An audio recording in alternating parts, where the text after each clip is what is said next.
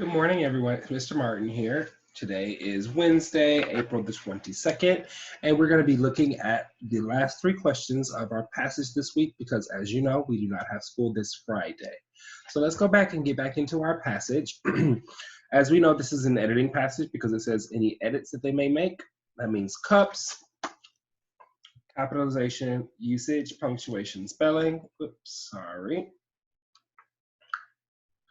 And our central idea is John Tower, an important Texan who helped many people and industries. So today we're going to go ahead and answer three more questions about John Tower and how he served in many ways. Thinking about cups, I'll leave it here on the side. Thinking about how cups can play into these answers. Let's look at number 10. Cooper wants to tell readers when John Tower began to study politics. Which of these should be added to the beginning of sentence 10 to tell readers when John Tower began to study politics? So we're looking at when he began to study politics, and politics is like the study of policies, study of law, government, things that are going on, right? So when did he start studying that? Sentence 10, okay? So even before I turn back and look at sentence 10, I know I'm looking for a when. So that's telling me like a time, like around the time period. At Southern Methodist, this is telling me where, right? This is telling me why he did it with. I think this is a when. And this is kind of just a filler statement. This is not giving me any when, where, why. So right now I'm thinking H may work because the other ones aren't telling me when, but I'm gonna go double check anyway and read them all. So let's go back, sentence 10. His experience in the military made him appreciate how much people helped in the military helped other Americans. Great. John studied policies. He became a professor. Okay, so he was in the military, he's studying policies, and he became a professor at university. So let's go back. At Southern Methodist University, John studied politics. Okay, that makes sense, but that's telling us where, not when. With a lot of interest, John studied politics. Okay, that's telling me why. After serving in the military, John studied politics. When? Like many other people, John studied politics. The only one there that's telling me when is H.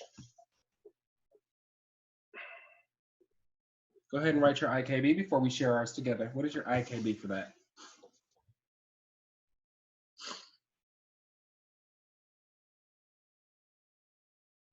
So I know because this is the only one.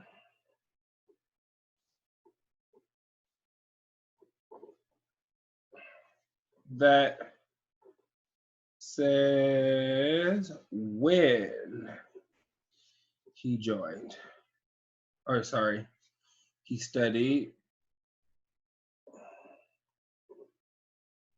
politics. So making sure you know when. This is the only one that's telling us when. This is where, why. This is a filler sentence. When is the only one, okay? What change, if any, should be made in sentence 11? So what change? Sentence 11. Let's go back and read the sentence and see if we go through our CUPS protocol, is there anything that is blatantly wrong that we already can identify with the capitalization, usage, punctuation, spelling? I'm gonna go one by one in sentence 11. He became a professor at Midwestern State University.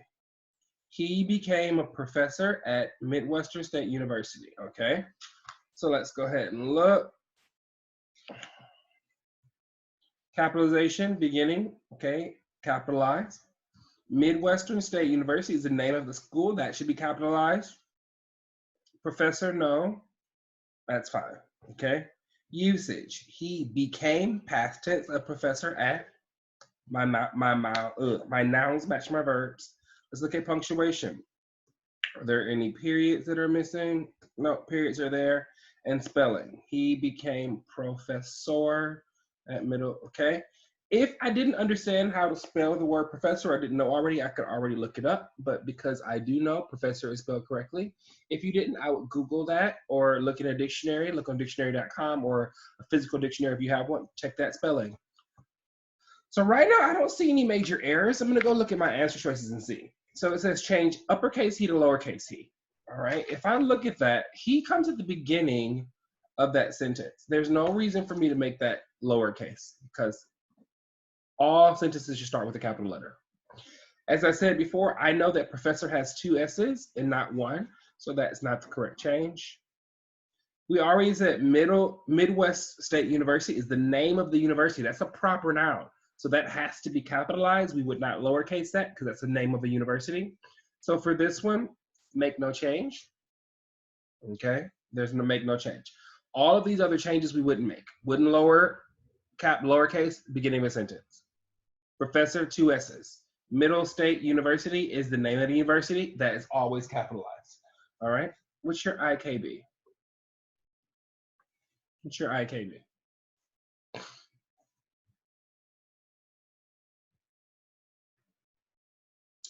So I said, I know because I went through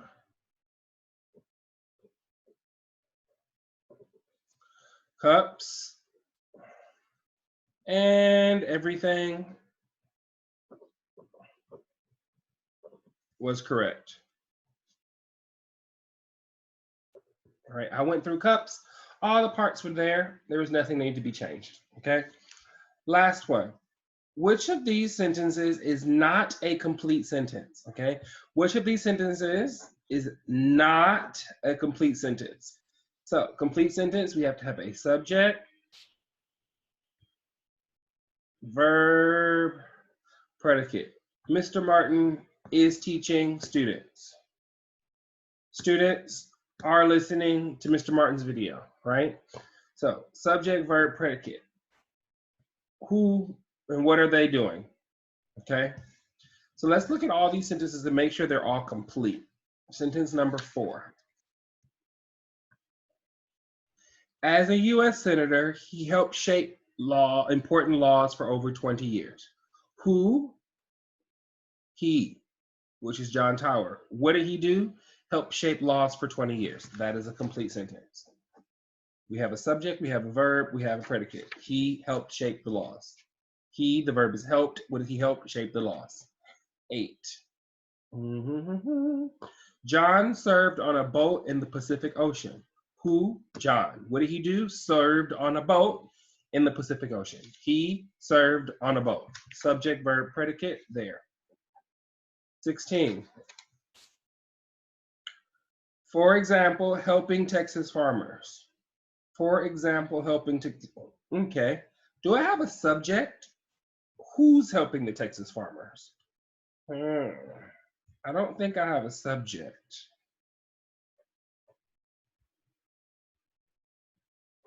All right. Who's helping the farmers? Okay. Question mark. I have helping farmers, but I don't know who's helping them. Okay. Let's look at 20. He is remembered today for helping many people. Who? He, which is John. He is what? He is remembered for what? Helping people. Subject, verb, predicate. This one's a complete sentence. So the only one that's not complete sentence is number or letter H. And I hope that you noted how I broke down each of those sentences looking for my subject, verb, my predicate. Who did what, right? If I go back to H again, for example, helping Texas farmers. Okay, but who did that? Who? For example, helping Texas farmers was one of his greatest tasks. Great. His greatest task. But right now, there's no subject there. We don't know who's doing this helping, right? So I know because, we can do this one together because I kind of already spelled it out. I know because there is no subject in sentence 16. Without a subject, not a complete sentence. We cannot count that as a complete sentence. All right, guys, I hope that you all enjoyed your grammar lesson this morning. It was quick and fast, but it was very much to the point. As I said, we won't have a lesson this Friday because we don't have school Friday. So we'll come back again on Monday with a brand new grammar lesson and brand new grammar. Hint, hint, maybe revising next week because we did editing this week. I hope that you have a wonderful day. If it doesn't rain too hard, I hope you get outside and enjoy some fresh air. And I will see you all again on Monday. Have a wonderful day and a great weekend. Bye-bye.